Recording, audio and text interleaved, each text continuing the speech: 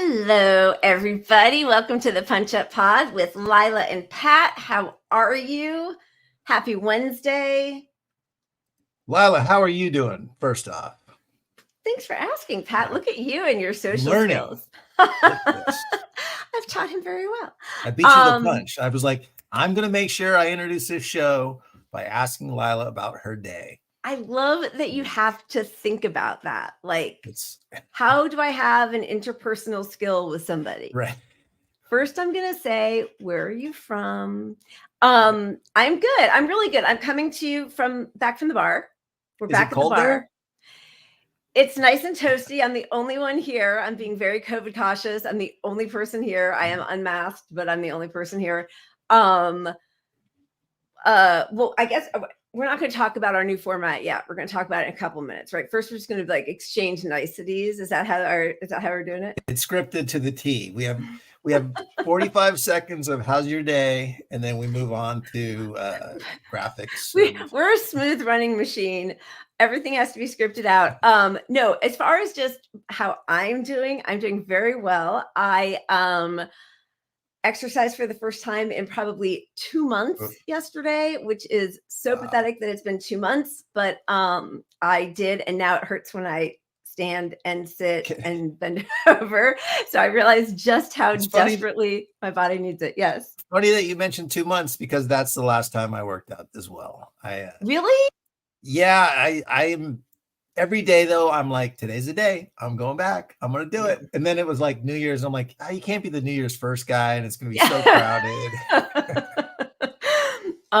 Yeah, I know. I hate it so much, but I know how important it is. And I've lost 17 pounds. Woo. But then I was like, it doesn't matter if you can't move properly. So anyway, it's not a New Year's resolution. It's like the whole rest of my life resolution. So that's how I'm doing. It's a life change. Positive thinking. How are you doing?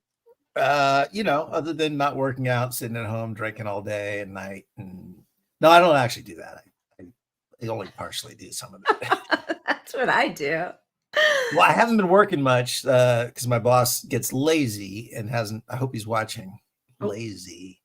But this week I worked a lot, but in the last 2 months, it's been kind of slow. So I've had a lot more downtime than normal. So obviously I finished all those projects that I've been working on and accomplished a lot. That new book that you and I were going to do, we got a lot done on that.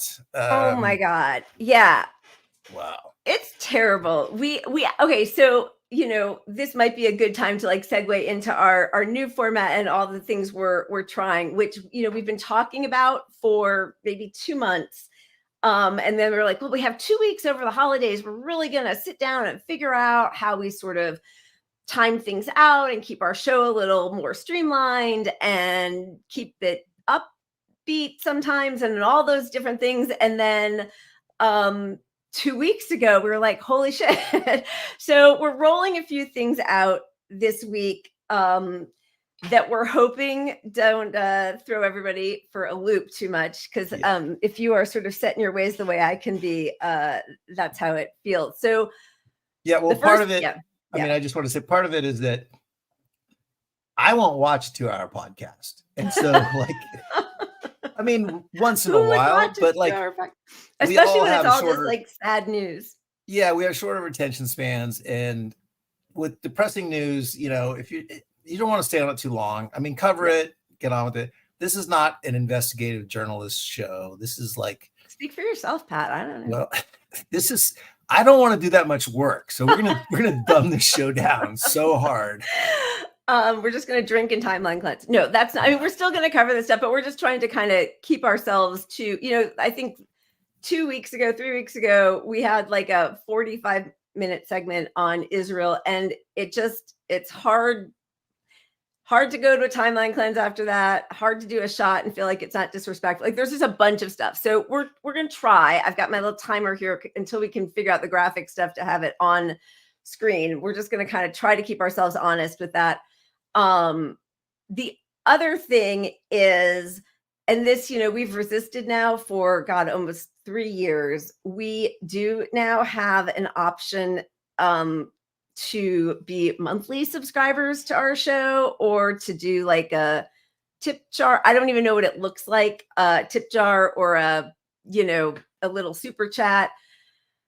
Buy me a coffee. Buy me a coffee. Buy me a shot. But Oh, buy me mostly, a shot. Oh, sorry. we're not going to have tiers of like, this is behind a paywall. It's just we've been a little bit suppressed by YouTube, and the way to try to change that is by trying to monetize, because they then will promote you a little bit more. So we're certainly not trying to pressure anybody, but I'm sure, we can't see what you guys see, but I'm sure you see that there is now an option to either join or super chat or whatever. So yes, we did put that up there. There go some of our socialist bona fides, but that's our sad little explanation for that shift in our show. So yes, well, trying to monetize. Look,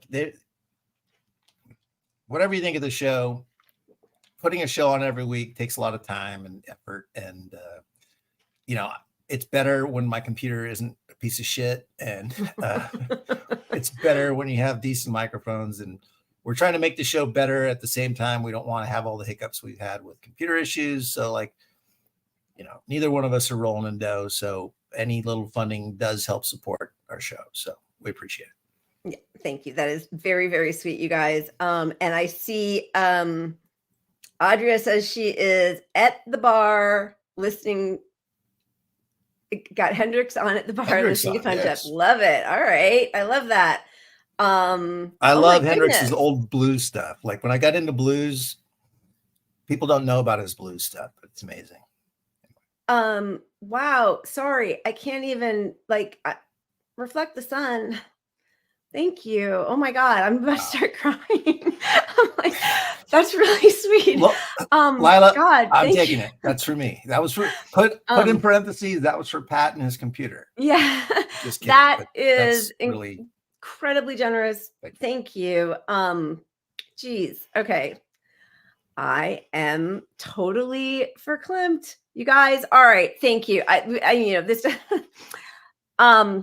I'm not sure exactly how to handle this. This is when we need the producer to come on and yank me off and so I can go wipe my tears.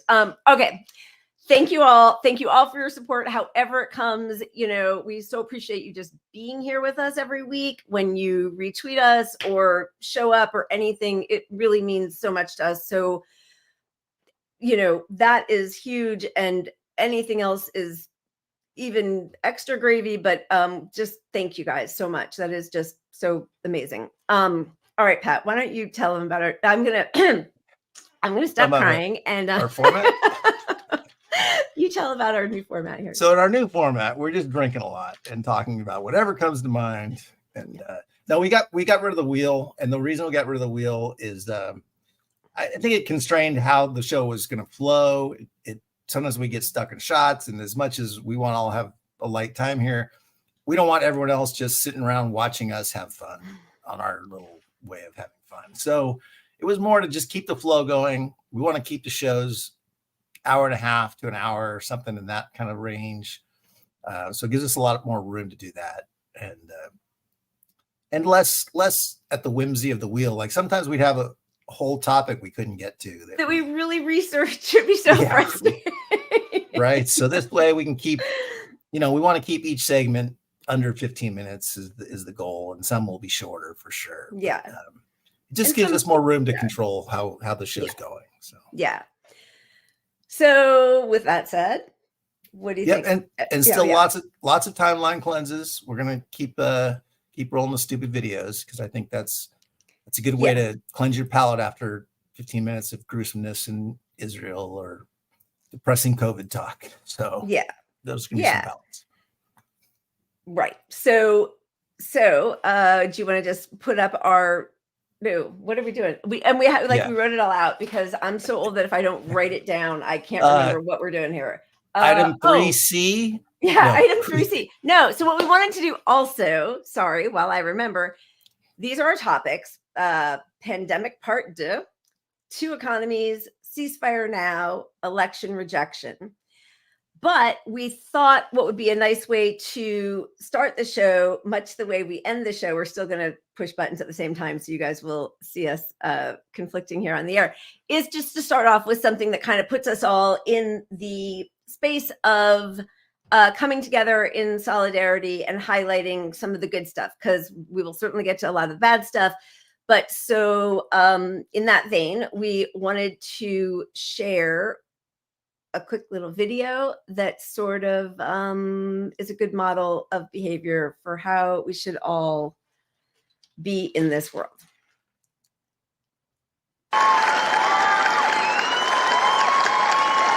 It's very tough seeing children, babies dying every day, and it's heartbreaking. So I have decided to donate part of my prize money to help, the Palestinians. And man, I cannot be happy with just this win. What's happening. I'm sorry, guys. It's supposed to be about tennis, but it's very frustrating looking at the videos every day. So I'm sorry. It's not political message here. Just a humanity. That's it. I want peace in this world, and that's it. So cheers to her. And, it's so funny when people say, don't bring politics into it, as if politics isn't in every single part of our lives, no matter what. Like when people say that, they're really missing, they're so ill-informed that they don't realize that it's all happening all the time anyway, which obviously we all do, but that she even feels that she has to say that when probably they played the national anthem, and there might have even been a shout out to our, members of the armed services or whatever before the game. It's all around us all the time anyway. So, and look, if you're missing the biggest opportunities with an audience to get a message across, like that's silencing things. So like, here she is, she's got the spotlight. She's using her spotlight for good. It's like, I was thinking of the in San Francisco, they just, voted as a city to condemn Palestine, and people were like, well, that's virtue signaling, and they were all wearing, not all, a lot of them were wearing masks too, which like hit another note. And yeah, it's like, it's virtue signaling, I guess. It doesn't have value, but when your leader and Gavin Newsom is one of the top Democrats, is, from San Francisco, right. And like, it sends a message to them that they're not following their base. So it's got some weight to it. And, messaging the bully pulpit, that's why you have a president. The president doesn't have a lot of, power in some ways, but he can change the messaging and what people focus on more than anything. So like every opportunity people get, they should be talking to, especially when you're in front of a wealthy audience that really has more influence than us regular old Joes. 100%. And I don't actually know what the response was to her, after that moment, what happened to her personally, privately. But I know it's been really bad here in Hollywood. Very few people feel comfortable speaking out. There was just the Golden Globes. I don't think anybody said, and I missed almost the whole thing. I only saw clips. I was going to ask you. I assumed you watched it. I mean, the award season used to be like my religious experience. I will still watch the Oscars, but it just all feels different now. Even though there've actually been quite a few small, great movies this year that I've loved, and I'm so happy to see them getting some, notoriety is the wrong word, some commendations and everything. But the fact that people can't speak out without fearing some retribution will only be combated by people who are brave enough to do it. So amen. Grateful to that. Cheers to that. Yeah, cheers to her. And also, we are very new at this. I am seeing Saul, I see just gifted 5 Punch Up Pod memberships, which thank you. That's so amazing. Didn't even know you could do that, but that's awesome. It's so wonderful, and thank you. And I know somebody I just saw asked Stephanie, are there different donation platforms besides super chats? yes, you can become a member. I think there's like a little, we don't see what you're seeing right now, but I think there's like a little join button that's a monthly thing, or there are super chats. Thank you. And I don't know how to say your name. Like a license plate that means something. If we just had brains that were less lubricated. Yeah. Anyway, so welcome to Bye. Yeah. I don't know what any of this means, you guys. I'm sorry. We are going to have to do a little more research. So forgive us as we're sort of figuring some stuff out. It's new for us. I feel like we're like doing the donation drive on KQED or something, like, PBS. It's funny. I listen on the radio every day to the local NPR station, but the local one in Sacramento was just caught up in this huge scandal of financing, and they, basically all their money got fleeced and they're broke. So all their pleas come with, we're really broke because of all the corruption, all of our own corruption, all of our own mistakes. But can you please donate because you like our music and our oh my God. That's how I feel. Nancy Pelosi, like I didn't scrub myself off of all the DNC stuff because I'm just always so curious what they're saying to people. The fact that she asks for money, or I'm just feeling very, what does she say? I'm sincerely asking, you all humble me. I'm like, what, but she's going to ask for money. Biden and Kamala asked for money, like all these multimillionaires. Are you kidding? Whatever. It's ridiculous. Okay. I think we should start, right? Yeah, I know. We're so used to, okay, let's spin the wheel and get this thing going.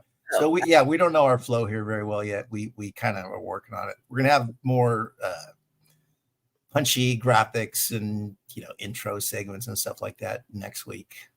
All right, but so we saw our hashtags. We're just gonna start, right? There we go. Here it is. We're starting.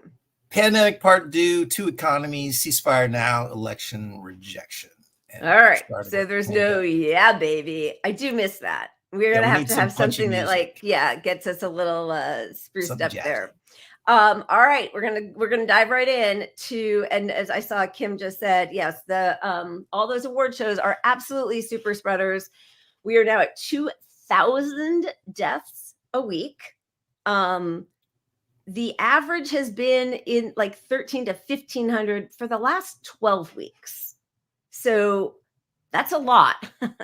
The transmission map looks like this, which I think we showed. This is updated, but we did talk about how they're making it still feel a little calmer than it should, because it's all sort of like hues of the same color.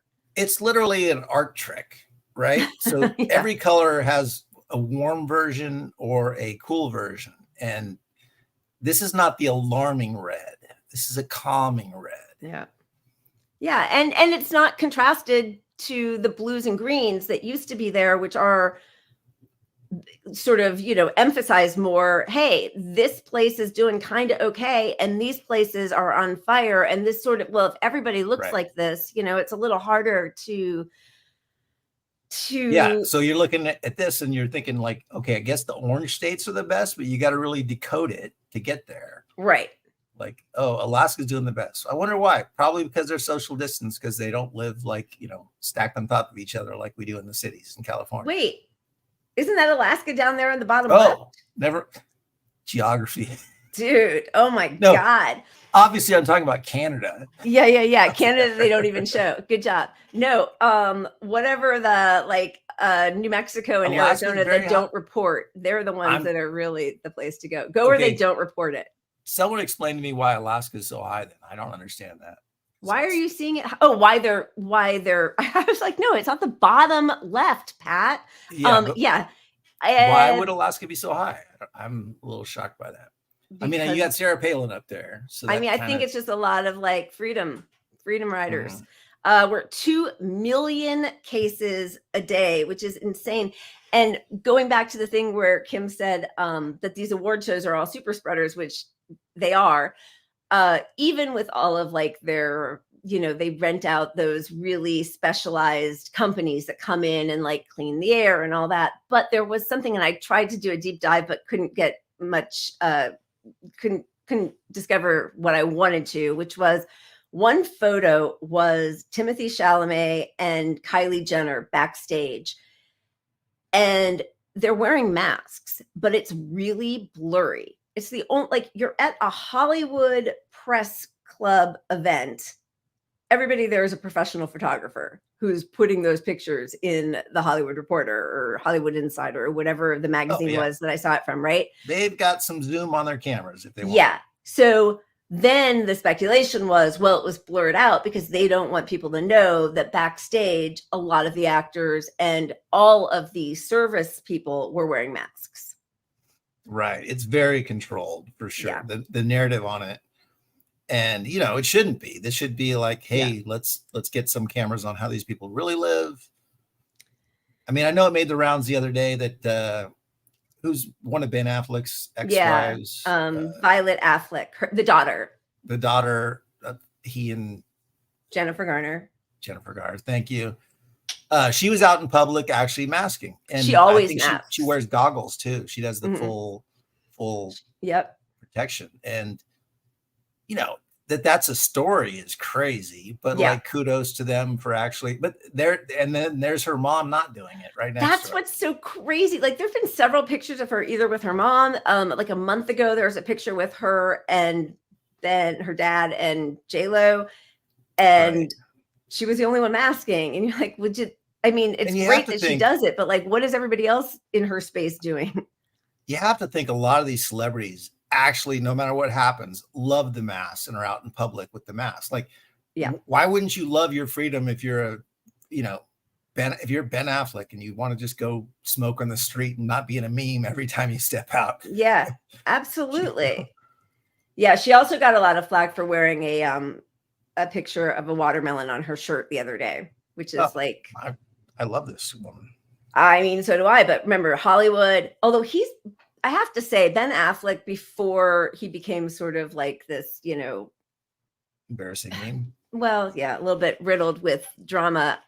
He had some really great moments on Bill Maher's show years ago, calling Bill Maher out on his Islamophobia. So I'm sure that she is being raised with a point of view that, in many ways we would all agree with. But the fact that like in Hollywood, it's a big deal and might even have some repercussions is so revealing. But anyway, yes, we are at 2 million cases a day.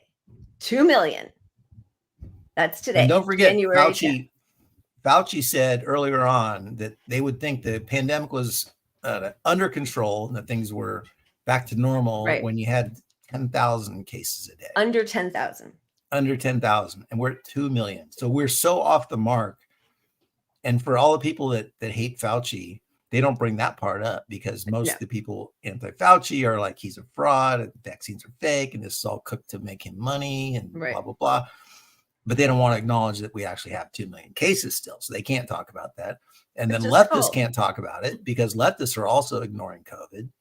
So they're not going to bring up there's 2 million cases a day, even though COVID is literally like the biggest labor issue facing a lot of people other than wages. I mean, it is the intersectional between working class, between marginalized communities, our health industry in this country. I don't know if I have it here, but there was, the Pfizer pushing for no masks so that it would be vaccine only. And so people get sick because the more people get sick, the more they need Paxlovid. So it's like a many tiered scheme of trying to, if you're not taking any precautions, like all of the minimizers on the pseudo left and the CEO right, you're just helping big pharma for sure. You could not be a big pharma simp than somebody who takes their messaging about not wearing masks. 100%, because they go to the doctor when they get sick. Yeah. And you clearly are going to be on their drugs at some point because you're going to get COVID/long COVID. The chances, this is the thing that people don't realize or the public doesn't realize enough. 3 exposures to COVID, three times, and you have a 1 in 3 chance of getting long COVID. 1 in 3. I mean, everyone we know is on the verge of their 3rd infection. Yep. Yep. And people just, they're sick. They go out to eat because the whole push, not just from the Vinay Prasads is don't test, just go. Just go to work, go to school. Don't worry about it. It is so sick. And all those natural herb things that people take, on the right, especially, are all still they're all produced by those same companies or distributed by the same companies. So you're not getting away. It's not like you're sitting there, eating wheat off of your own yard. These people, I mean, there are people who do that, but like they're still feeding the same system that they're pretending to avoid. It's crazy. They absolutely are. And I mean, here's the graph of where we are with wastewaters. This is the entire pandemic. So we're not talking like a little blip here and up and down and whatever, and we recover. We're still on the severe upshoot right here on this graph. I think I need to explain and how it's that the looks. Second highest transmission rate of the whole pandemic. And ironically, Biden just launched his official 2024 campaigning and whatnot. And they said ending the pandemic is going to be a big part of his messaging. That he has ended it. Ending the pandemic while we are on our second highest peak. Yep. And simultaneously, the WHO finally says to the public, it's a pandemic still, which, 2 million cases a day. Yeah, I mean, I don't think they ever came out and said it isn't a pandemic. Right. But they've been, complicit in a lot of this bullshit the whole time. But even they are saying publicly it's a pandemic. Yep. There was just a piece in the New Republic today or yesterday about how Democrats can't afford to go into 2024 in this election campaign and continue to ignore COVID. I mean, where is the head of the CDC? 2 million cases a day, the second highest transmission rate in the whole. I didn't push my timer button, but I bet we're close.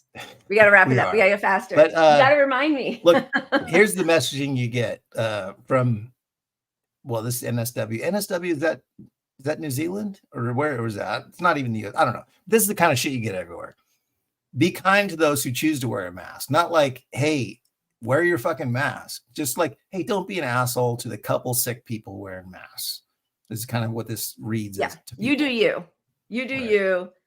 And don't take it out on people who are trying to protect themselves from a biohazard level 3 virus that we send our kids off to school with no mask. Yeah. But if you're studying it in a lab, you are hazmated up from head to foot. And it's hilarious. Like every time you post something pro COVID on Twitter, of course, you get 100 bots coming out, right? Yeah. It's literally, it's a paid anti-mask messaging, probably from Pfizer, who knows? But one of the things they'll say is, well, if the masks work, take them into the level 3 biohazard. We'll see what happens. Well, let's follow your logic. If I'm not saying they protect you entirely from the level 3 biohazard, but like if it's an actual hazard, like go in there without your mask because that's what you're doing out in public. And who's more protected than me or you? Period. I mean, it's just.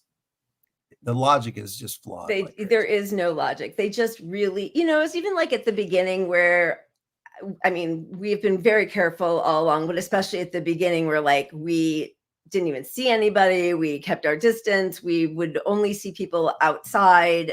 And everybody would say how careful they were being and act like they were just as careful as everybody else.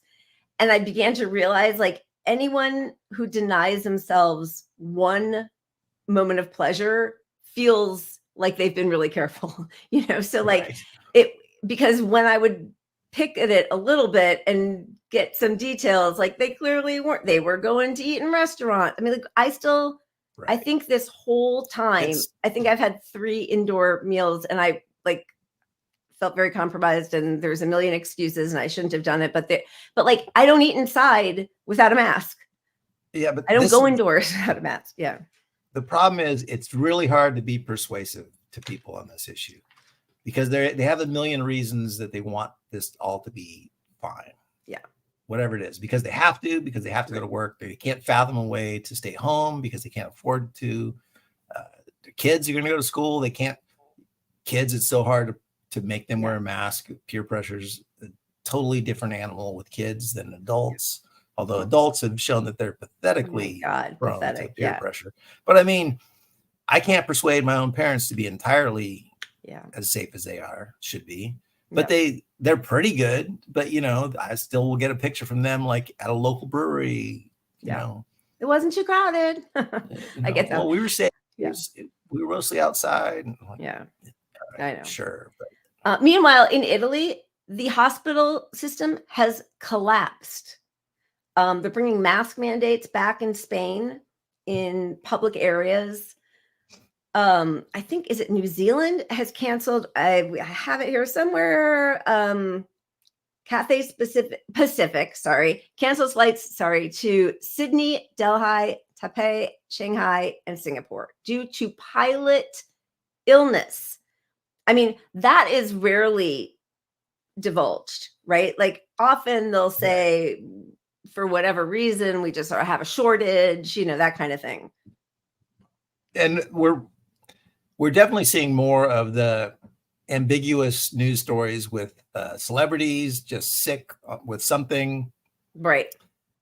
And when you do see an article in the news that mentions COVID, it's always the third ingredient in their formula. It's like, because of rising flu cases and RSV and COVID, like almost as a and COVID. But all those things are related, and they're, it's obviously they're not going to connect the dots to the actual heart attacks, to the brain issues, to the long COVID, to all the disabling effects. I mean, COVID causes permanent brain damage, period. Like this is not debatable. And the other thing we're not even going to get into because we got to get onto it, but they're finding more correlations with AIDS. China is, for 100%. China has been treating COVID with for AIDS 2 years. Medicines. For 2 years, they've been doing it. And by the way, we've known since 2020 they started talking about T cell dysregulation. So they have known that. This is the White House response, though, just so everybody can feel really happy about where we are. Some hospitals in at least 8 states have brought back some form of masking now due to rising cases of respiratory viruses, including flu and COVID. Does the White House think more hospitals across the country should be considering that right now? The masking piece, that is, we've always been very consistent on this. That is something that is localized or hospitals, communities, cities, states, they have to make their own decisions. That's not something that we get involved in. I mean, you might as well have Sarah Huckabee Sanders there. Like, really, what's the difference? Why even have a government? Public messaging is not something we are involved in. We are not encouraging masking. We don't want to talk about it. And I just noticed there, the reporter even phrased the question the same way I was just talking about. She's like, increased infections, including RSV, flu, and COVID, And just the look of disdain on her face, like, we've been over this before. We don't get involved in public health or public safety or healthcare or education or housing. What the hell are you? We are truly just an oil company with an army at this point. Right. That's our whole deal. Meanwhile, Biden ran on attacking Trump on COVID. I mean, all those tweets of his are going to come up in the election. 200,000 people dead under your watch. I would never stop fighting for COVID protections. I mean, there's a good 10 to 15 tweets you can pick from Biden that Trump can just play back to him again and say, well, 4 times that number of people died under your watch. And I gave you the vaccine, and you still I gave people money. I gave people more money. More protections, which Biden rolled all back. The actual vaccine, I mean, whatever, but like Trump will handle that in a second and that will be done. All right. I think we did our 15 minutes. I will remember to do it the next time. I forgot we had a timer thing. Yeah. We have a new, obviously we're doing some new stuff, but let's see. We're trying. I think we need a timeline cleanse and a shot. All right, let's do it. Timeline. Try to take a deep breath inside profile. Take a deep breath in and deep breath in, deep breath, deep breath in and deep breath in and. All right, take a deep breath in and. As somebody who used to have to go to chiropractors quite a bit when I was younger after a car accident, it did feel that way. And I was like, you feel like this could be where he ends my life. Like you're in such a weird position on your side, kind of falling off the table, and then they're crack. And all right, let's get to business. Let's just get it going on. We are no longer reliant on the goodwill of our wheel. We're just sectioning it out after every section. All right. Cheers to COVID, to the wonderful response from the White House. Killing it. Yeah. Killing it. Literally. Okay. Moving on. And this time I'm going to remember. Yeah, we do need a little fanfare, Pat. You got to get on all the graphics, the fun graphics. I'm missing the bells and whistles. So up next, two economies. To the economy. All right, I'm starting right now. 15 minutes. We're going to fix this. We're going to get it to be more fun. It's going to be more fun. With your donations, this show cannot stop. I feel like we're blaming people for our failures that way. Okay. The economy. Where are we going to start that? With the housing costs? Unaffordable rents are linked to premature death. Princeton study finds an individual paying 50%, of their income toward rent in 2000 was 9% more likely to die over the next 20 years compared with someone paying 30% of their income toward rent. I think we talked about this, and we're going to go on to the rising homelessness, but even the fact that they frame it 50% versus 30%, this was like 30% is already more than what most of us grew up being told, which was a quarter of your income. So like they're already slowly bumping it up. Yeah. I think it's like 60% is the new normal. Like, I mean, yeah, it's yeah. I mean, I'm making up numbers. I know. Are you really? Shut up. Give me a graphic. I need a graphic. So yeah, the number of unhoused people in our country rose 12% last year, the highest rate on record. We are up to about 653,000 people. I mean, come on. And the increase is sharp. I mean, in part because pandemic protections, but in part because of the actual pandemic that still exists. Like people with COVID, not to go back to COVID, but people with COVID, long COVID, they don't have a way of keeping their jobs. So all these people end up losing their jobs. And it's incredibly difficult to get disability for long COVID.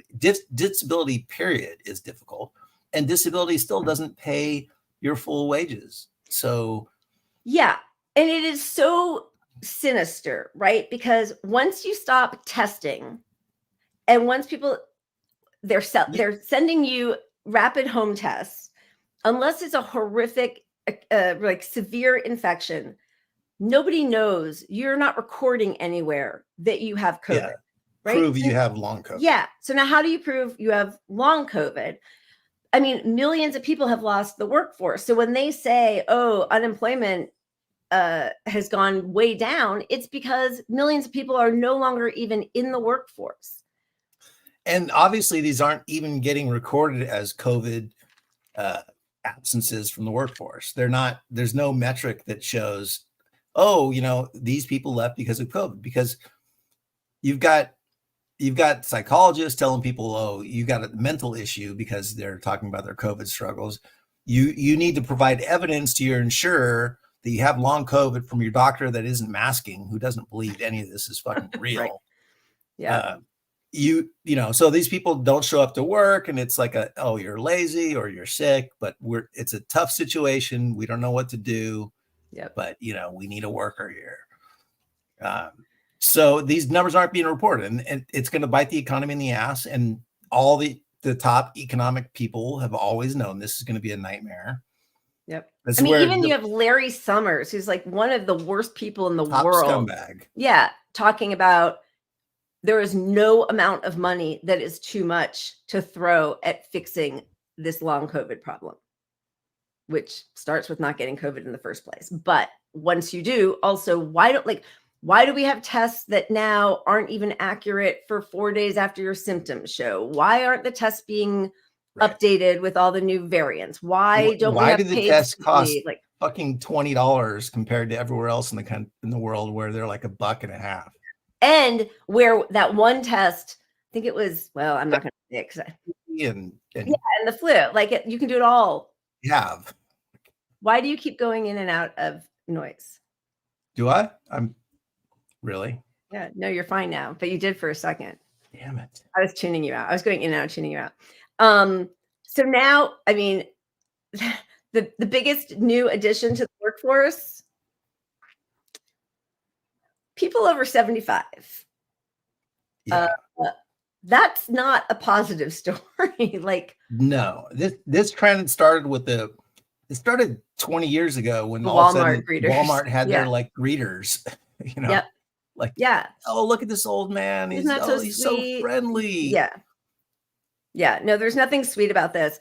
But joining that one, or not joining, that end of the spectrum is now being balanced out by, I think this is the second or third state, Indiana, trying to pass bills that will allow kids as young as 14 to drop out of school and work on corporate farms during school hours, which is also incredibly dangerous. I know there were there are amputations. There's horrible injuries in those, on farms, in plants, and no kid should be handling that kind of machinery. Certainly shouldn't be leaving school to have a 40-hour work week there. And I'm, a lot of them are going to be undocumented immigrants. Oh, this is what always happens. These policies are there to provide a segment of the workforce for, like you said, undocumented immigrants. I mean, they have housing rules that they change for, even if you come over on visas. If you're a legal immigrant working on a visa, the housing requirements are just decrepit. So like they come and work on some of these farms legally, and there'll be like 50 people to a room with there's nobody inspecting some of these locations. Yep. The rules don't apply to immigrants or, even someone on a work visa. Yep. But you got there. These people are basically saying at 14, this kid knows enough that he's just going to be a farmer. That's his life. He wants to be a farmer at 14.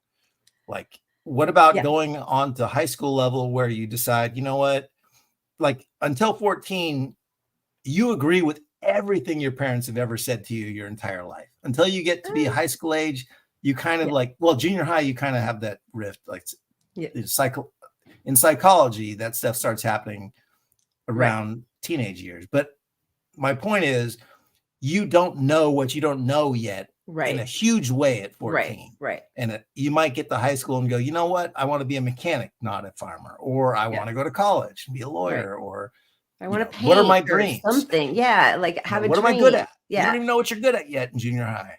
But there's no room for that because people are so strapped that, a lot of families feel like that's the only way that, when you're paying 50 or 60, what did you say? 90% of your income goes to housing? No, but when you're paying when people are so financially under, they need that. I mean, this is all a way of, this is capitalism, right? It is truly a cancer. I mean, you're just eating yourself because at some point, who's going to buy all their products? Who's going to rent those? Once BlackRock owns everything, all the housing, what's going to happen then?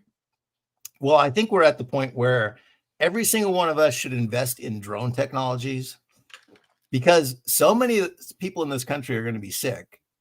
I mean, it's inevitable. It's inevitable that and they're already rolling out a lot of this self, packages being delivered with drones. So your food, your sustenance is going to go to you so you can stay in your cave, Oh, God, which is that fact is being used against, us maskers. Like you want to record up in your house, right? Well, everyone's going to at some point when this disabling disease is running rampant. Yeah. And it's such a false binary anyway. Like throw a mask on and you can actually be part of life. You can see people outside. You're not sick. Like that whole thing of, it either has to be like lockdowns, which this country never really had, or let it rip. It's such a false choice. It is. I mean, I have massively stopped my socializing, right? But I do Yeah. go out and I bowl every other week. So once every other week, I take a risk to join a bowling league, which I'm not a bowler really, but Right. I missed having something competitive. And my friend was like, hey, you want to fill in? And I'm like, I'll fill in. But I go and there's nobody there masking at all. Yeah. There's like me and one or two other guys, and we'll give each other a little bump, and that's Yeah. it. But it's a risk. It's riskier than not going out. But I'm also masking. It's also more of an open air environment. Right. Anyway, I don't fault people who take more precautions than others. I don't think it's perfect. I don't think if you're a leader and if you're in a position where, that image of you in that situation is going to cause people to relax their protections, yeah, you should do better than that. Yeah. But for everyone else, like, don't come down on the person that's still doing 90% better than every fucking other person. Right. Yeah. I agree. Anyway. By the way, Saul, that's a really good point. I mean, their logic never holds up to any scrutiny, right? Like, yeah, 14, too young to decide your gender, but perfect to work on a farm for corporations. I mean, it really, it is so where we're going, instructive. It's going to be like 14 is not too young to know you want to be in the military defending Israel. Yeah. You can't vote. Because you can't our drink. country's not going to want, these kids are not going to want to go fight in Israel, in Gaza. They're just not. Yeah. But we're not. All right. So, yeah. And then, this was in Minnesota, which I also thought, like, Minnesota dairy farm allegedly stole millions from workers and illegally deducted rent so we have company towns now for the on-site housing they provided. Some housing was infested with cockroaches, and one home even lacked a toilet.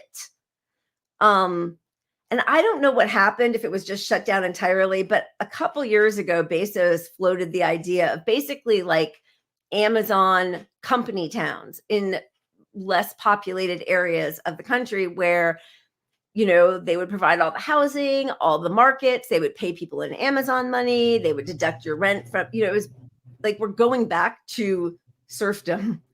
And we do not seem to have a government that is trying. I mean, I will say that the NLRB under Biden is, even in spite of, the railroad workers and shutting that down, their strike, but it has been better than I think any labor board in my memory of the last, couple decades. But that's fair. That's not saying but a ton, but yeah. I mean, but that is sort of in the same vein as saying Biden's the best on the climate as anyone. Yeah. Because you're right. Look, mathematically, if you calculate all the numbers, he's 0.5% better than anyone before him. But we need somebody to be 3,000% better to actually save the planet. Exactly. To save humanity's existence on this planet as a species. Yeah. So, and look, he ran on being pro-union, so there had to be some sort of concession on a certain level. Biden did show up at the strikes for the UAW. I mean, come on. Look, it's all bullshit, but it's like a branding piece to it. Like, I'm the branding, I'm the union guy. I got to be the union guy, so I showed up to be the union guy. Yeah. All right. Do we have any fun video on the economy? I don't think so. I mean, we could wait the next minute and a half for the timer to go off, or we could just be like, real achievers and end the segment before we're pulled off of this one. What do you think? Let's end it early and have a shot and do a timeline cleanse. Let's do it. And where is our timeline cleanse for? You gotta be. Oh, you're really gonna like this one. In the last 10 years, there's actually been 20% increase in women in government, which is probably good, but there's also a 20% increase in the national debt, most likely unrelated, but a little bit of emotional spending on Ukraine. You're never gonna guess who chose that clip. Cheers to misogyny, Pat. Never change. I did a misogyny. If you could unsubscribe Is there a way to take back $5 or something from us? Yeah. Cheers. Cheers. I try to counter Lila's warm, wholesome, fuzzy, good, You feel know, good I timeline try. cleanses with some massage. It's like the outside in. I'm just acting as if. All right, pretend we have some really fun graphic intermediary kind of thing because we're moving on. We're going to get there, you guys. We really are. Pat's not going to stop until he makes those fun graphics for us, or I'll do it, and you'll definitely be able to see the difference. First off, I'm buying a new computer this weekend. So my computer to do all the cool graphics is out because I'm broke and I have this shitty laptop over here running things instead of my high-powered school computer for industrial design stuff, which is I'm canceled. Anyway, I'm buying one this weekend. So I'll have my splashy graphics back up and have some fun with it. Oh, that's what the timer is going to sound like. Okay. I stopped it. I don't know. We might have to come up with different noise also. That's so funny, Stephanie. That is, quite a bit. Pretty they accurate. Also seem to be having a lot of trans humor, transphobia, which is just, okay, moving. Which reminds me, yeah, just while we're on that, I saw a comedian, you watch his little TikTok clips. We look for like show stuff that's kind of funny on these things. So I'm scrolling them. And they shamed a mask wearer. In the audience? A comedian. He heckled one of his audience members? Not only did he do it, he put it out as his bit. Like his little segment on like, you should follow me because I'm shaming a masked person at a fucking, somebody paid to come watch me. I'm ripping them apart. Lovely. He should have been our worst of the week, but I don't like, nobody knows this guy and I don't want to actually add to his audience. Not that our audience would follow him. Yeah. Anyway, where were we? The Jimmy Dore crowd. All right, we are moving on to Israel, which, the only good news is that, feels like 3 months too late, but South Africa bringing up charges of genocide, and that starts tomorrow. So, a few unfortunate things. One is it's 3 months too late, right? Better now than tomorrow, than, in a month, but like, it's just, there has been so much devastation, damage. I think they're at like over 30,000 people slaughtered, the hospitals, any churches, mosques, universities, they've just decimated everything in Gaza. Unfortunately, I think the situation is, like you said, it's too late, but it's too late because Israel has accomplished what it wanted to do. It wanted to put the whole world in a situation where it would be a humanitarian move to now move all these people from Gaza somewhere else. Yeah. So they've essentially won at this point. Yes. And also obviously all the deaths, I think, okay, let's start with the good part. It's so hard for us ever to focus on anything good. But anyway, so South Africa doing this, even though these trials can take years, what could happen immediately is a ceasefire. That could happen immediately. It would also put, especially the US, but any countries that are supporting them sort of on the same docket. Israel would be suspended from the UN. Palestine would be recognized as a UN nation. Sanctions against Israel. And people would start to be prosecuted for war crimes, which, should include our president.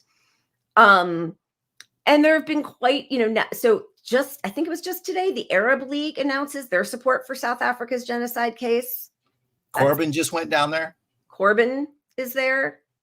He is the only sort of political leader whom they're naming as like high profile being there, although there is a member of the Knesset, Ofer Kasif, who of the Israeli Knesset, who is joining South Africa in its litigation against Israel. So,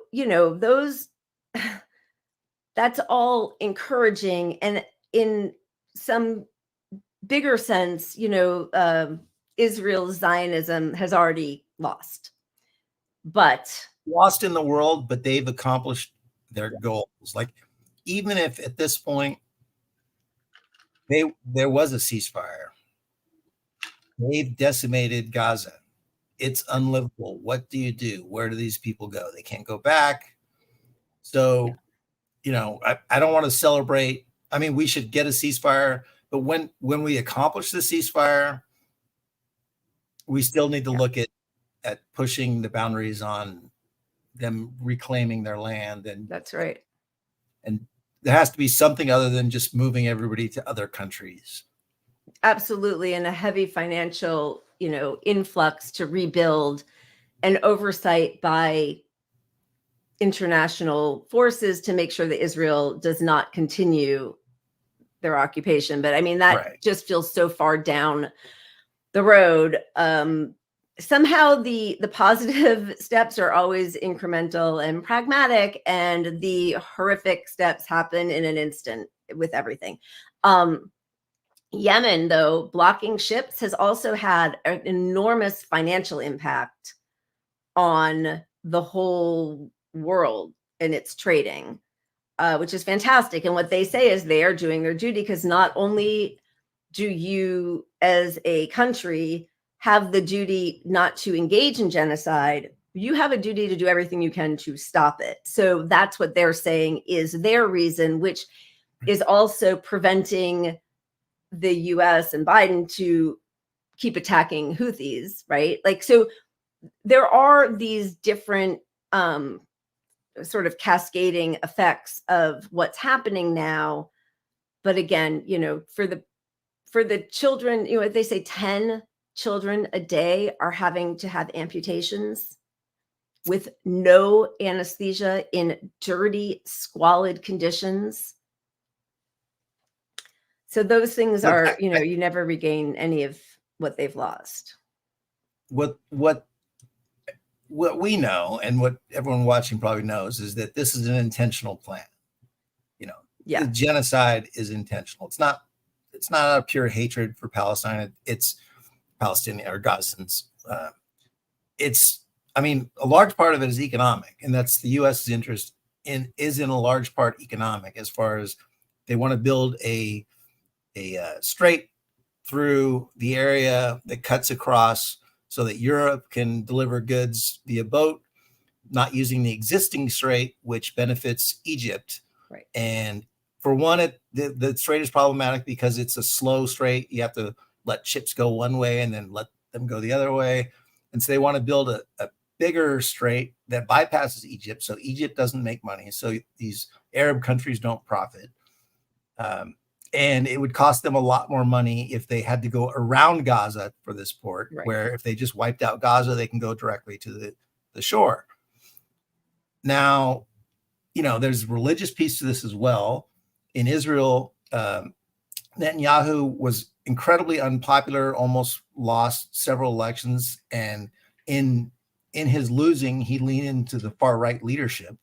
So he cozied up to the real true religious groups that, think this is God's plan and stuff like that. So he's always, so here's a clip of some of the people in his administration who would only have jobs because of his pushing to the right to win his own re-election. This word genocide is getting thrown around in a pretty inappropriate way by lots of different folks. Israel is not trying to wipe the Palestinian people off the map. זכור את אשר עשה לך עמלק, נצטווינו. אנו זוכרים ואנו נלחמים.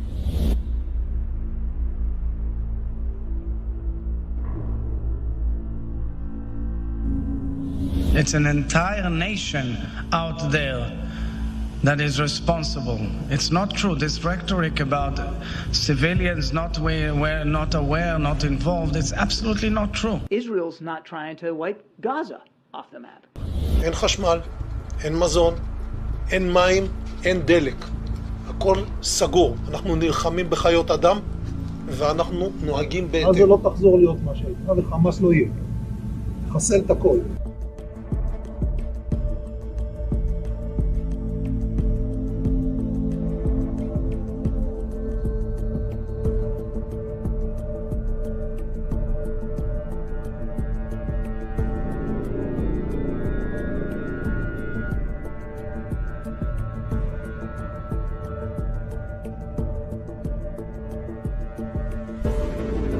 להשמיד את עזה עכשיו. עכשיו. עזה הופכת לדרזדן, כן. Israel's trying to defend itself against a genocidal terrorist threat. So when we're going to start, if we're going to start using that word, fine, let's use it appropriately. Ugh. I mean, they just have to play that starting tomorrow. There is a website now that they've put up, the ICJ, that anyone can upload any documentation of genocide. So any video that Palestinians have taken or anybody else can be uploaded as proof. Now, of course, so many of their own words prove the case. Like it's such a clear case of genocide by all metrics. They've been really explicit about it.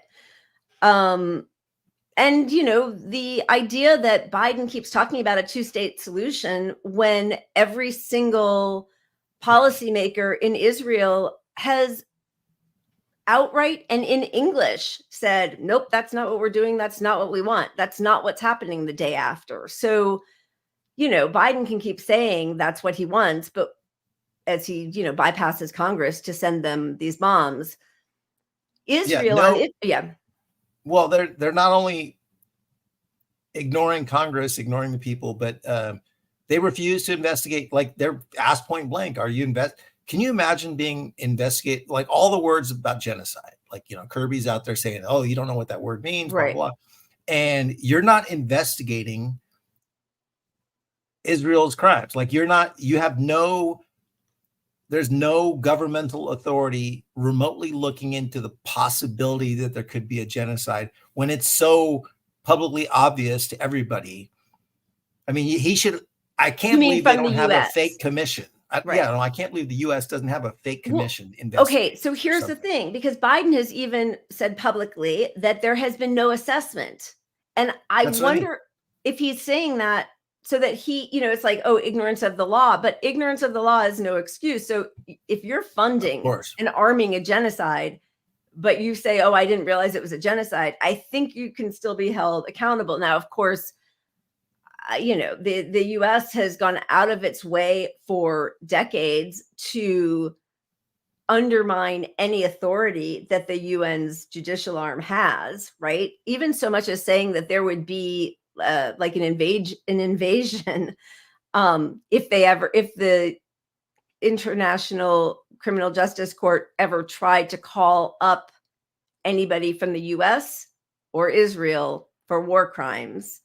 And that was, I think, in 2004, 2003. And because it was Bush, right? Staging an illegal war based on a lie. And of course, Biden voted for it. Yeah. So, yeah. Okay. So here's what's interesting to me, that I really am trying to figure out why people aren't asking any Israeli officials about every single day. There is a barrage of horrifying videos and images coming out of Gaza and the West Bank, of all these crimes, of the suffering, of the maiming, of, you know, just utter atrocities. Why is the IDF video that was first sort of like touted, and there was the screening that Gal Gadot put together, why are they being so secretive about it? Like, why aren't they trying to put it out there? I mean, they've lied about so much stuff, right? The 40 beheaded babies, the ripping the baby out of the pregnant woman, the sitting and, you know, spooning out the eyeball of somebody and then sitting and eating crackers amongst the dead, like all of these lies. And you know, sorry, but the rape propaganda, which has been pretty thoroughly debunked. So they put out all of these things, but the video, which would probably, from what I've read from, you know, I would say fairly trustworthy sources, who say two things. One, you know, many of the most heinous, barbaric crimes that the Hamas soldiers have been accused of do not exist on this tape that just a few privileged people get to see. But also that there's plenty of horrifying images on there, right? Like people were slaughtered that day on October 7th by Hamas warriors. So like, why aren't they putting that out? And now they're saying they're going to use it at the ICJ. I mean, I think your question answers your question, because they've lied so much that there's a lot of bullshit in even the evidence that respectable people have seen. Yeah. So there's a path to debunk a lot of what's in this video. It's likely the answer. And if it's not the answer, well, that's on Israel, because why wouldn't they release it otherwise? Because they've gone out of their way to release fake evidence of interviews, them walking through the hospitals, finding bombs, and left and right, there's all sorts of false evidence. So they have to be aware of the public perception and the need to provide real evidence, and to still not provide it is just a clear sign to me that there's a lot of bullshit in there. Yeah. I mean, I think what's probably really going to come out is how many people were actually killed by the IDF and the Hannibal Doctrine. I mean, I think some of those, cars that, like, the impact seems to be coming from above. Right. Or the homes that were just completely burned to bits, charred bodies that you can't even, they can't even do DNA testing on. So I think that's probably what it will invite more scrutiny, to see that actually quite a few of them were killed by. Yeah. I mean, you just have to couple the evidence we have with actual reports from Israeli citizens in a lot of these cases that, they were fleeing, being shot at by Israeli helicopters. The Israeli helicopter, one of the pilots admitted that they were targeting civilians by mistake. It's just clear. You can't look at the destruction done there and not add those two pieces in and go, I don't know how Hamas would have destroyed all those cars, given the science we know about the damage. Yeah. Okay. The other part of this, right? So recently it came, I don't know. The IDF sniper t-shirts with the babies on it. I mean, it's just so revolting, but just one more piece of grossness. IDF soldiers print on their t-shirts, "Sniper units were at the heart of the expose," with images of kids and pregnant women at the center of their rifle cross. The smaller, the harder. Just gross. Okay. It was revealed, though, that CNN, their reporting from Gaza and Israel has to be overseen by the IDF, which is what in the fucking world is happening? They are edited by the IDF, which explains, so much of the media bias, but that is just appalling. And that they didn't reveal it themselves. If they said, listen, there's the only way for us to get in, which I think is the case, that Israel and the IDF is going to edit all of our pieces, but at least we'll be able to show you something. But they didn't say that. It had to be revealed by The Intercept. Well, you just have to look at how the media is always framing everything, and if you add up the way they talk about a Palestinian being murdered versus the way they talk about an Israeli being murdered are different. And why would you do that? That's some copy that has ran through somebody.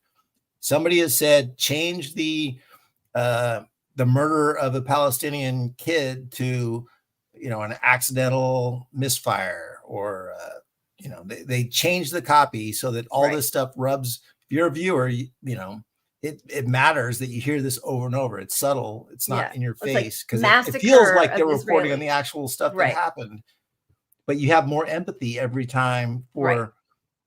Yeah. The massacred Israelis that they talk about all the time, and the Palestinians who were left to die, which also implies something like the people in charge of the Palestinians care less about their own people also, right?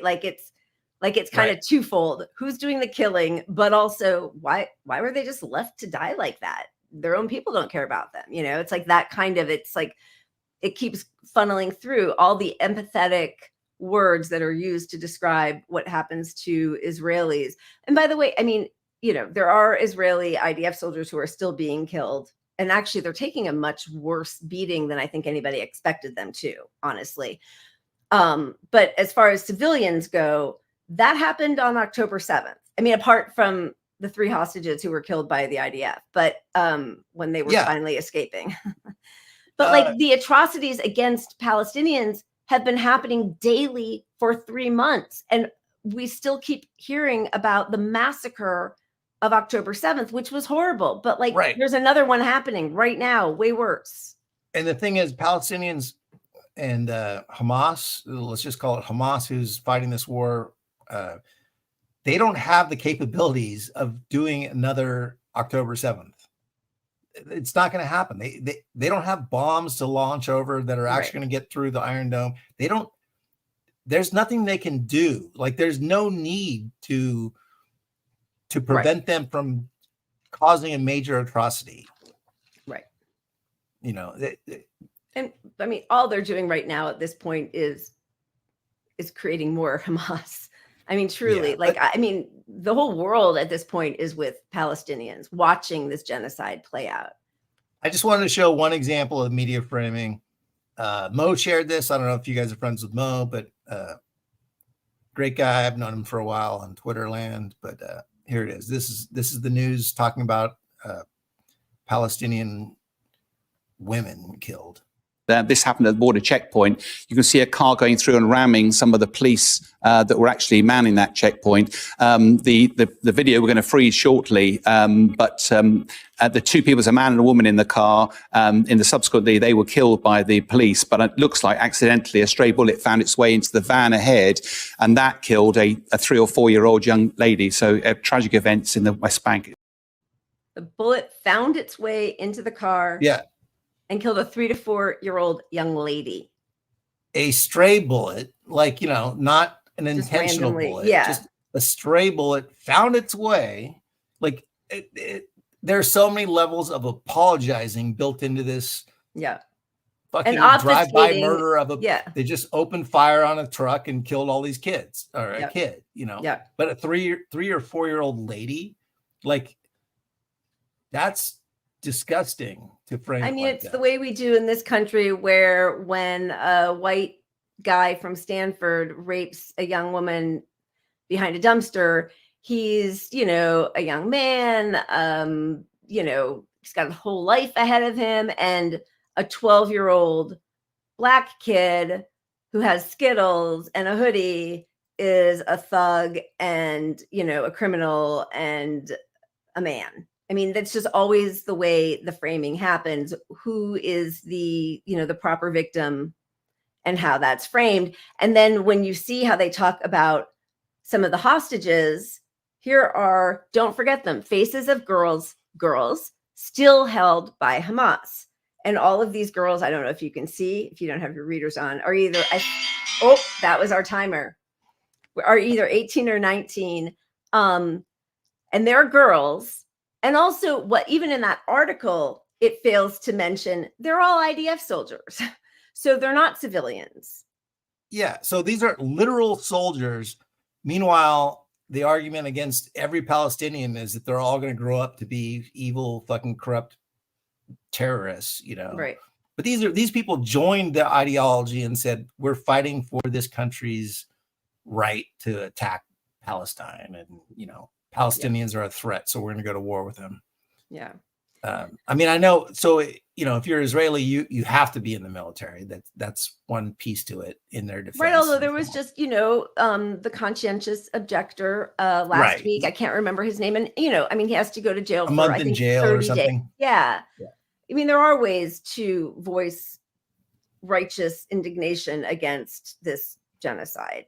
Yeah. No, and of course, Israel promotes this war, like, if you're against Israel, this is who you're against. And it's like this sexy little 19-year-old Palestinian or Israeli, you know, they are promoting the sexuality of these women to push this pro-war propaganda.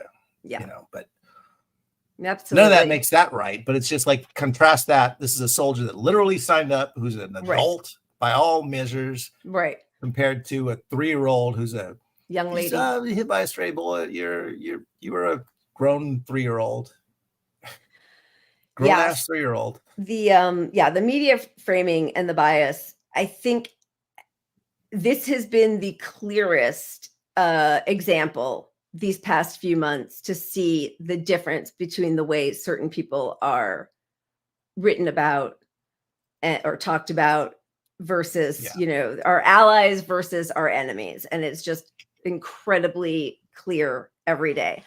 All right. That was our 15 minutes. Do we, what do we I think we're going to tap out on it. There's more All stuff, right. but look at us. Look at I us. did notice Into a schedule. Yeah. Because we're terrible at looking at our chat because we don't have a producer or anything. But I want to thank all the new members. Adria gifted somebody a new membership. That's awesome. Thank you so much. Wait, Stephanie, Pat, you can do it under that starred. Is that what you're looking at? The starred? Yeah, I just looked at that. I'm like, holy shit, I'm ignoring all this stuff. We have technology we don't even know about. So I know. we're rocking. Thank you so much, Stephanie. That's pretty awesome. Like, it's amazing. And I thought we were supposed to do this at the end of the show, but I guess we didn't. So we're going to do it right now. Should we go through and just say a thank you to everybody? Is that weird? What do we do? Oh, I don't know. works. Whatever works. Or should we just do our shot now while we do our... We'll save it for the end. Save it for the end. All right. We'll do it at the end. Okay. But cheers to everybody. I appreciate it. Cheers. That's a great justification for another shot. And how about a little time cleanse? Oh, sure. All right. Oh, I have to push the button. Here we go. I'm pushing the button. All right. Here we go. Oh, this is yours. I'm sure it's going to be adorable.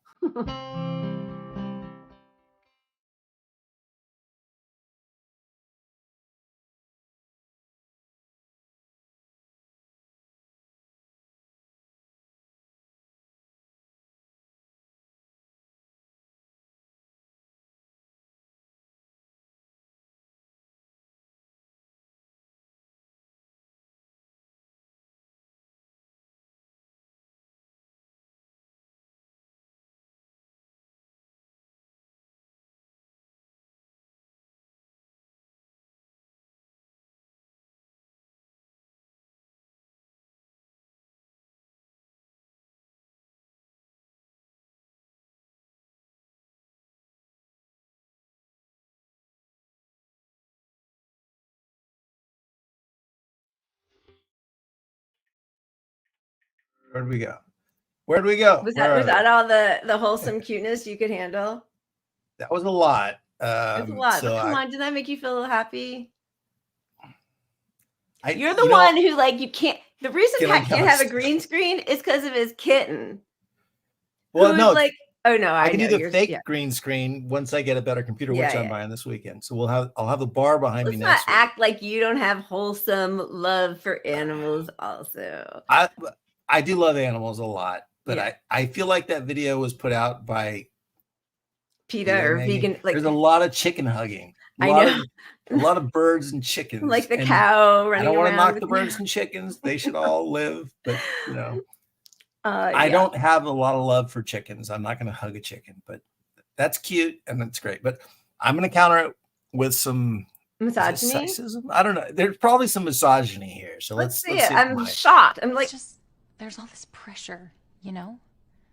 And sometimes it feels like it's right up on me and I can just feel it, like literally feel it in my head, and it's relentless. And I don't know if it's going to stop. I mean, that's the thing that scares me the most, is that I don't know if it's ever going to stop. Yeah. Well, you do have a nail in your head. It is not about the nail. Are you sure? Because, I mean, I'll bet if we got that out of there... Stop trying to fix it. No, I'm not trying to fix it. I'm just pointing out that maybe the nail is causing... You always do this.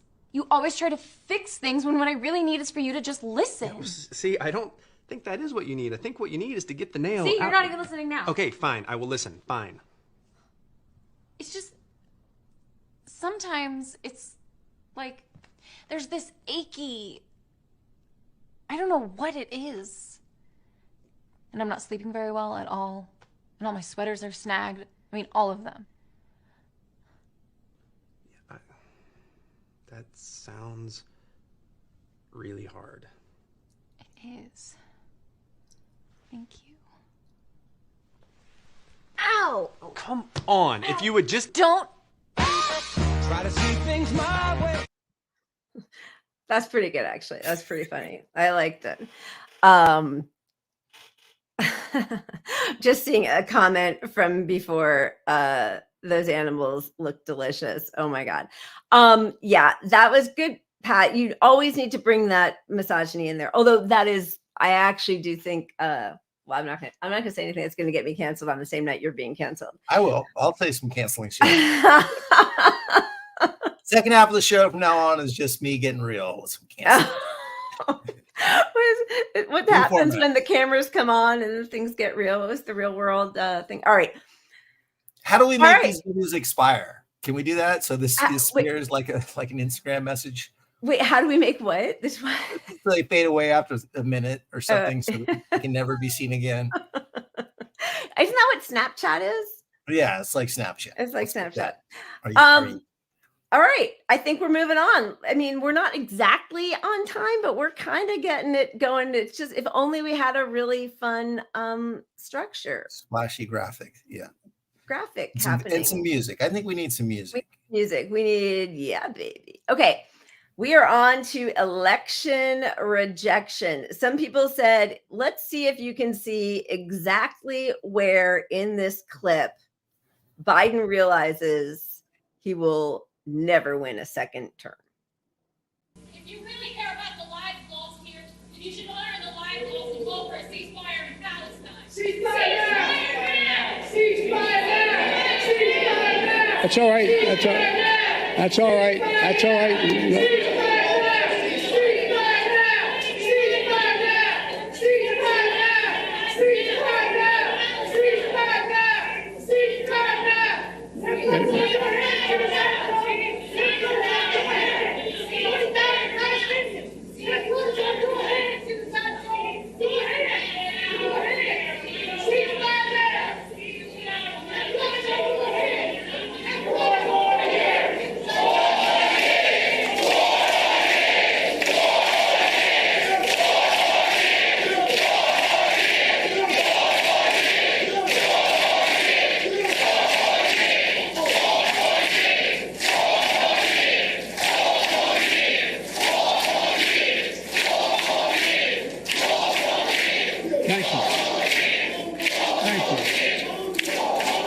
Thank you. Look, folks, I understand their passion, and I've been quietly working with the Israeli government to get them to reduce and significantly get out of Gaza, using all that I can to do that. God, imagine saying that when we all know that he's illegally bypassed Congress twice to help fund this genocide. Like, don't be quiet about it, actually. Nobody needs you to be quiet, liar. 4 more years is your chant after genocide? Vile. After calling for a ceasefire? In that church. In a church. And you got Simone Sanders. I don't know if you saw it today. She's out there. They're like acting like, oh, the church is a sacrament. Like, it's a place where you don't have these genocide. That's exactly where you do it. That's where, like, what was Jesus flipping tables over for? 4 more years? And this should show anyone who's actually a Democrat, you know, if you're a shit lib or a centrist or whatever you want to self-identify as, because you're probably not self-identifying as a shit lib, but this is what his entire 2024 campaign is going to look like. This man is not going to win the presidency. No. This man is going to deliver Trump to you. So even if I don't care where you stand on any political issue, if you want your party to win, it cannot be this guy. And, you know, we bring that up because whether it helps the left or not, we need more people to understand all the evils within the Democratic Party, all the like where they stand, like that there's such a differential between what he is pushing politically and what the public wants. And I think this issue highlights that more than most to the public at this point. Lila, you're frozen. Or my God damn it. Can you hear me? I can hear you, but you're frozen. But I will keep going on my rant. Keep going. I'll be back. Keep it going. I'll just roll an extra timeline cleanse. What do we got? I did a misogyny already. Let's see. Oh, we got a determined cat. What? Yeah. Here's a determined cat. This is in lieu of me actually spewing a lot of whatever I was going to say.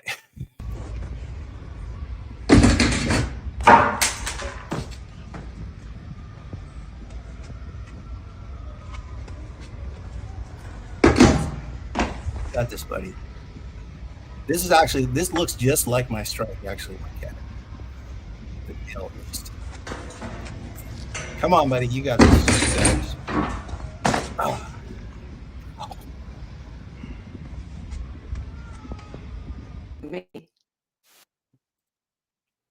I mean, let me just say, I was on like line with StreamYard trying to figure this situation out. I am so sorry. Nothing works, but I just really like my bar. So I wanted to bring it back. Without the bar, I can be here for the whole time. And anyway,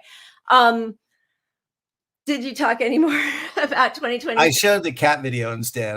I was feeling like I was on a rant, but then I panicked. Well, let's just take a really quick look because where are we in our time? Yeah, we have 11 minutes for this. Okay, you can't hear me? Can you hear me? Lila, are you? Can you all hear me? Do people hear Lila right now? Can anybody hear me? Can anybody hear me? Me. Hang on.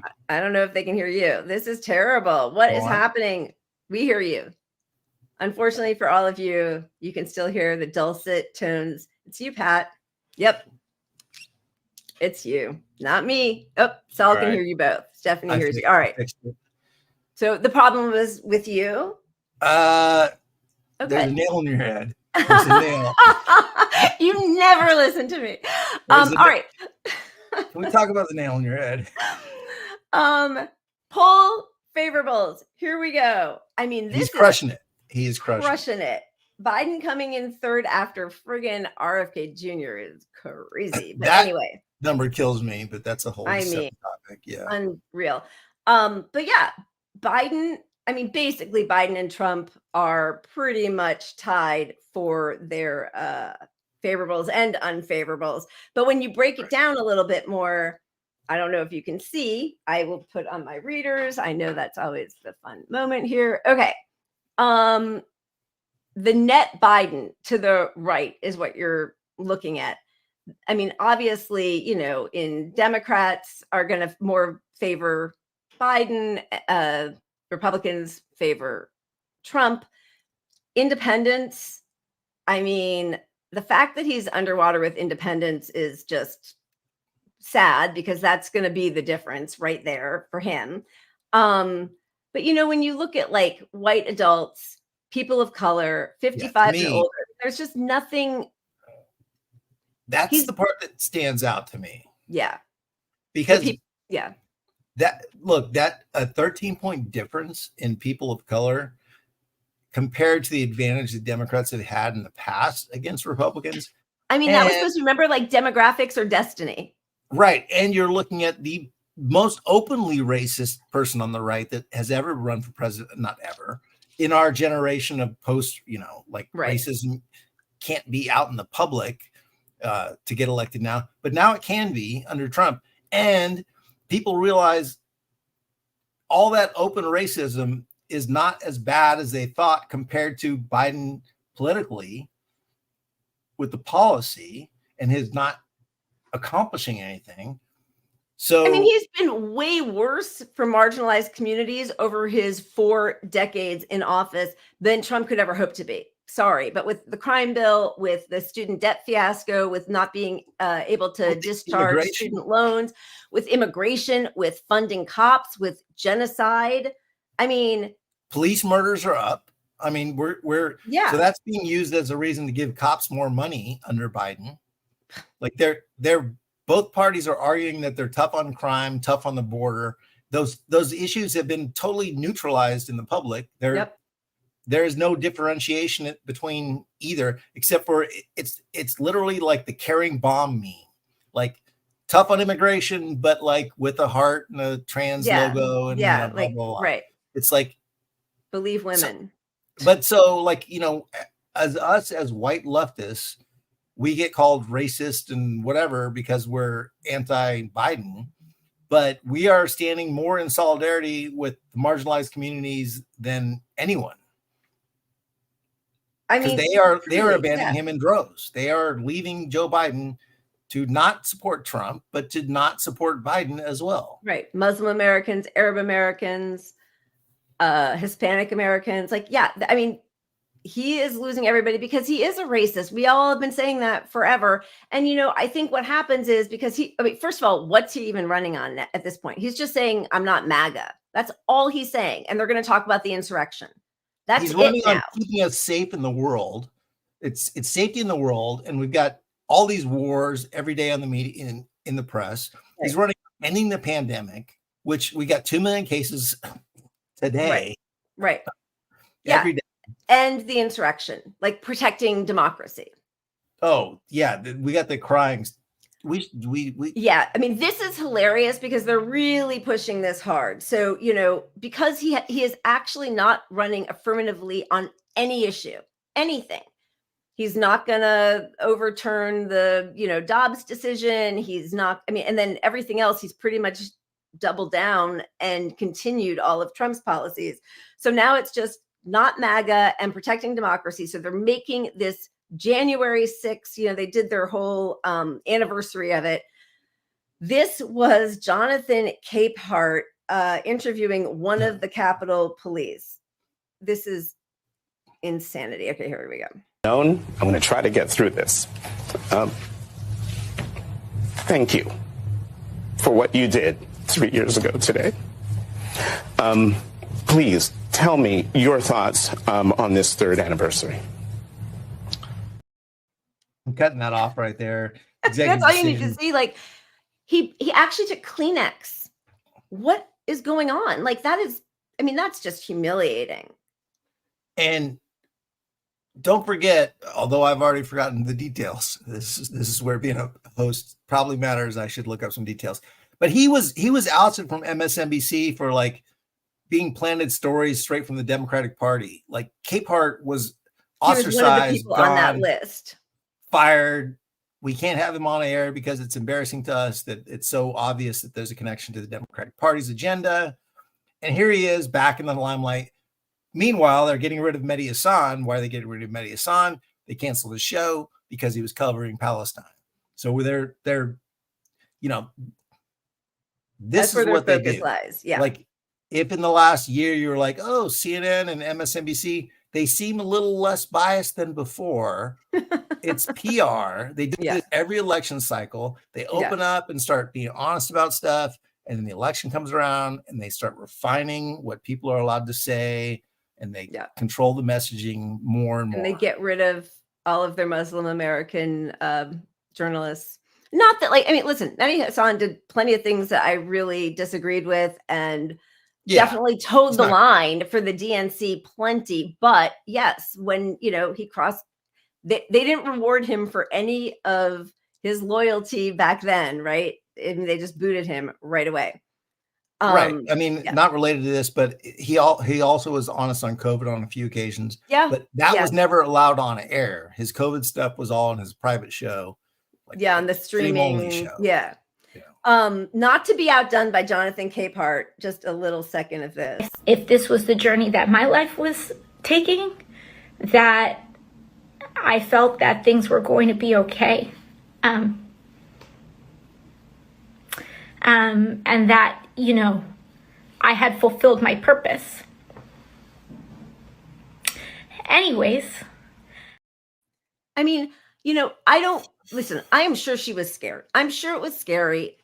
I've never been in a situation like that. I'm not trying to mock recollection of that day or her fear. But I'd like to see some of that emotion when it comes to what's happening right now in Palestine, what's happening to the kids at the border, what's happening with the 68,000 people a year who die because we have no Medicare for all, and the 1.3 million who have died from COVID, the people who are homeless. Like, I don't know.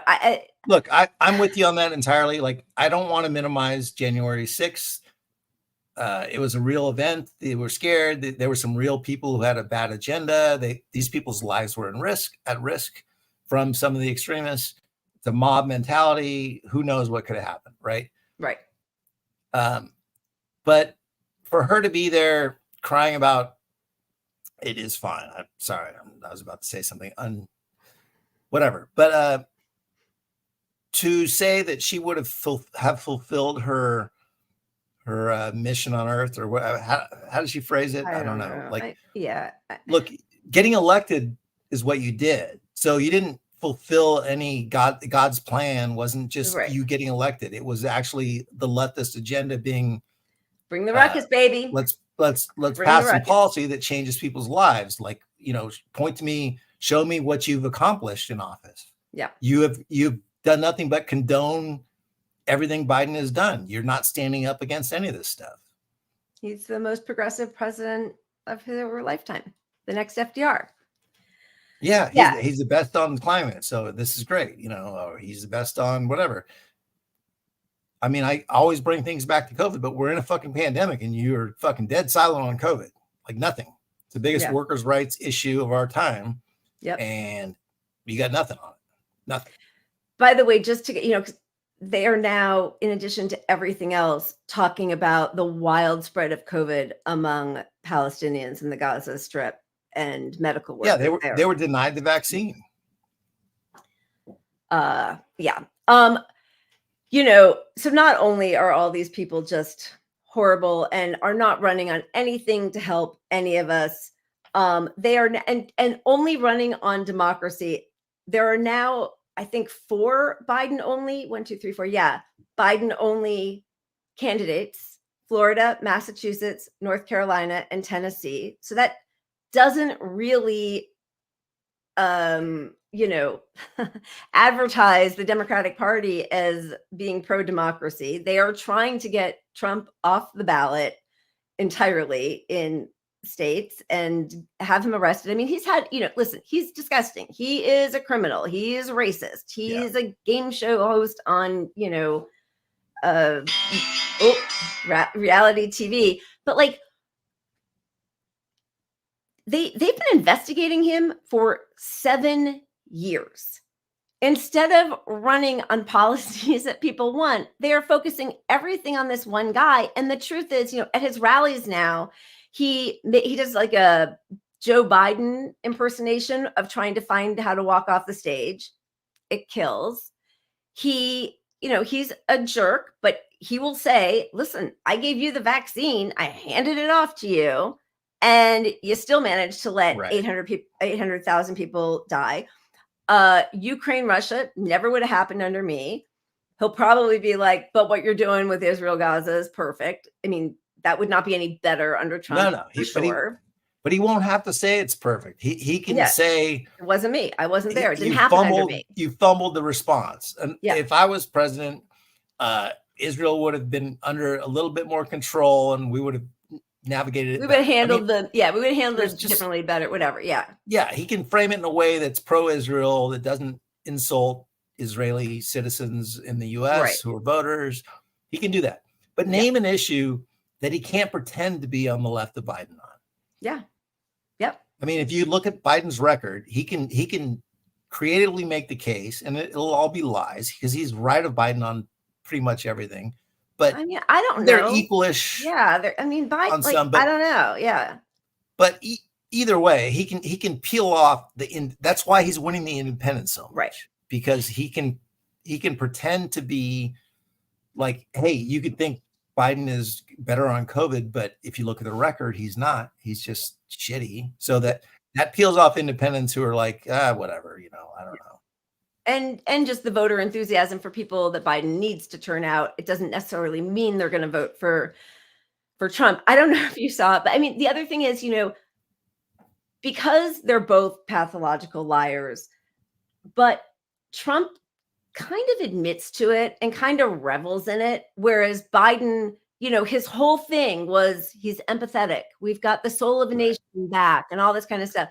So you remember like 2 weeks ago, I think, or a week ago, Nikki Haley was asked about the cause of the Civil War, and she hemmed and hawed, and she talked about, it's a really difficult question, and well, states' rights, and I don't know, wow, you guys really threw one at me. So this is what Trump, did you see this? This is what Trump, No, I don't think I saw it. He calls her out on this. And this is why he's good. I don't want to make, because she also said, they asked her about the Civil War. Why did it start? How did it start? She didn't use the word slavery, which was interesting. I don't know that it's going to have an impact, but, I'd say slavery is sort of the obvious answer. Supposed to about 3 paragraphs of bullshit. She just talked. Nobody knew what she was saying. I mean, he's just going to wipe the floor with everybody. Yeah. And I mean, I said it back in 2020, but like, I said it back in 2016, excuse me. But Trump would have been better off, honestly, not leaning into all the racism, because he could have gotten on the same, he could have kept all the independent voters. And, what they really, what all these people really want. I mean, some people want the racism, don't get me wrong, but Trump's potential of losing in 2024 is all that stuff. Because otherwise you'd be putting up a guy that wasn't offensive to your morality publicly, and you'd say, well, we just fucking hate Biden, and that would be enough to get anyone across the finish line on the right. So all Trump has to do in the midterms, if he actually, I mean, in the actual election, in the campaign season, is pretend he's not as bad as he is. Yeah. He just has to pretend I'm not quite that mean guy, and he wins like easily. Yeah. It is not going to go well for the Democrats. And, no matter who wins, we all lose. So there's that. So we already had, do we have our buzzer or no? I think I stopped it because it was in the middle of that one, but yeah, we did. Oh. So we got our timeline cleanse. All right. So I think we're trying to keep it short, and we didn't do our worst of the week. Yeah, we've gone long. I think we let the worst of the week go. What do I think? All right. Well, can this be my timeline cleanse then? Can I show? Sure. All right. Whatever. Worst of the week. And like, it goes on so long because it's Jeffrey Epstein and Clinton and Dershowitz. And then there's the whole Ackman thing with Neri Ackman, his wife, the MIT person who plagiarized, just like Claudine Gay, who Ackman got removed from Harvard, plagiarized. So this whole thing, but it all was starting with Epstein. But this was just a nice little moment of Clinton getting heckled. Nobody can dispute the fact that we need. Oh yeah.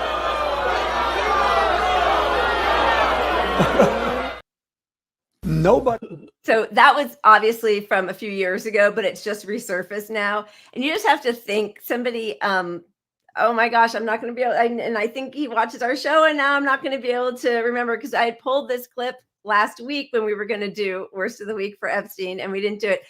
But then this week, I'm so sorry, and I will give you props later, but wrote, like, thinking about this person having to, get tickets for this campaign event, to get there, to stand in line, to sit there. Yeah, he's so good. He's a great COVID ally. Also, Ernie.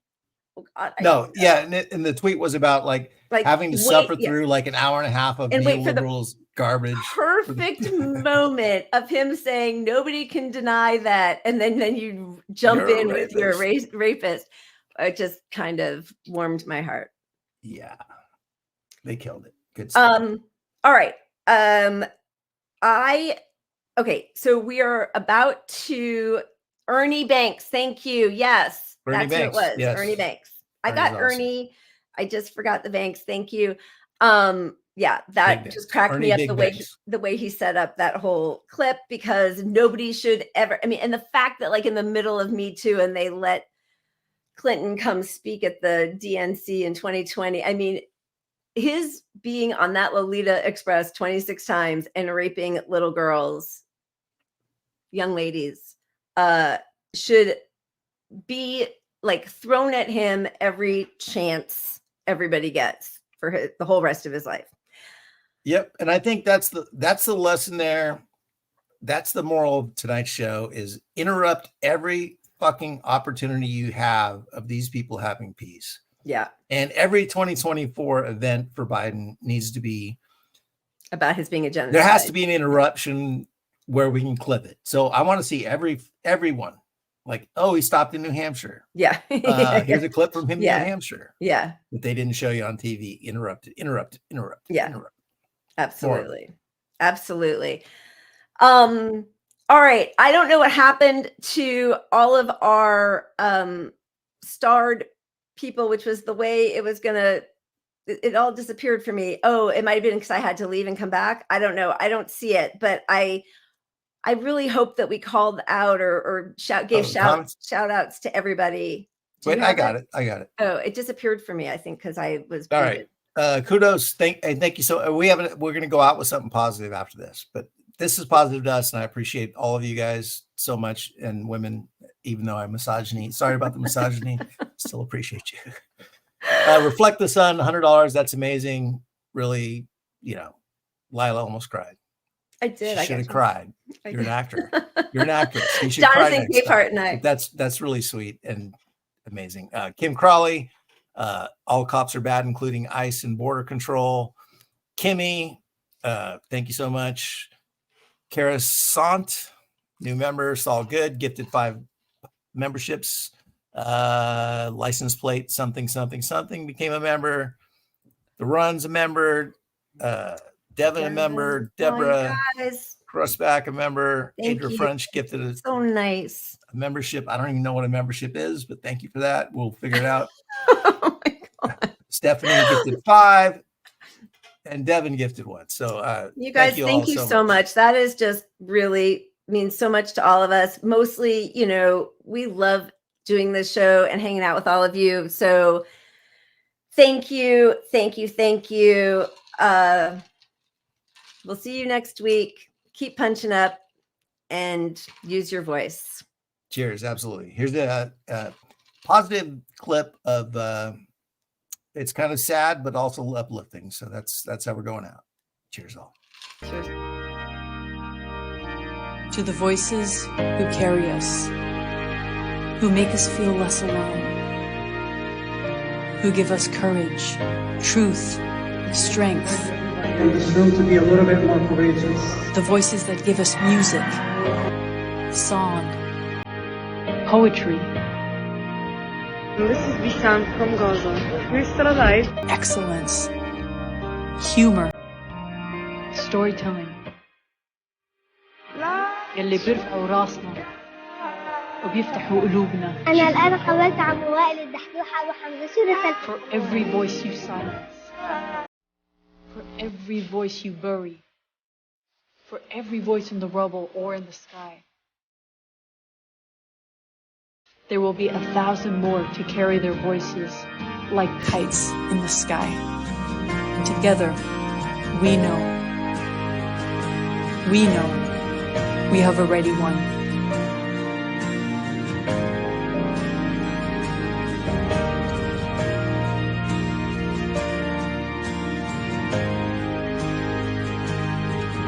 And we're coming. Freedom is coming.